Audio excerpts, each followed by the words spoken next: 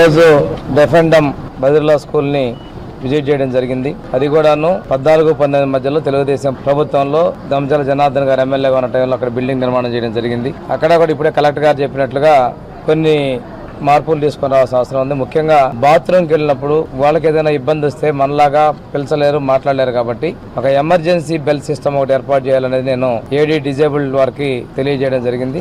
MLA గారితో సంప్రదించి municipal commissioner ఇంజనీర్లతో కూడా ఫాలోఅప్ చేసి కావాల్సినటువంటి వసతులు ఏర్పాటు చేయడం తీయాలని ప్రత్యేకంగా నేను ఒంగోలు ఎమ్మెల్యే దామచల జనార్దన్ గారిని అభినందిస్తున్నా. సమస్యలు చూసిన వెంటనే మున్సిపల్ కమిషనర్ గారితో వీటి పరిష్కారం చొరవ తీసుకుందుకు మిగిలిన వసతి ఏర్పాట్ల కోసం కూడా మేము కలెక్టర్ గారు కూడా చొరవ తీసుకున్నందుకు వారిని కూడా అభినందిస్తూ ఇదే విధంగా రాష్ట్ర వ్యాప్తంగా ఉన్న ప్రభుత్వ హాస్టల్, అది సాంఘిక సంక్షేమ కావచ్చు, గిరిజన సంక్షేమ కావచ్చు, వెనుకబడిన వర్గాల సంక్షేమ హాస్టల్, వీటన్నింటినీ కూడా మనం అభివృద్ధి పై తీసుకురావడంలో ముఖ్యమంత్రి గారు చొరవ ఉన్నారు. ఈ సందర్భంగా కాలేజీ సిబ్బంది కూడా కలవడం జరిగింది. వారు కూడా మేము నాణ్యమైన విద్య ఏదటలో ముందుంటామండి, ప్రభుత్వం యొక్క సూచనల ప్రకారం నడుచుకుంటామని చెప్పినందుకు ముందుకు తీసుకుంటూ తప్పనిసరిగా హాస్టల్ మెరుగు కోసం మేము కృషి చేస్తామని తెలియజేస్తానండి.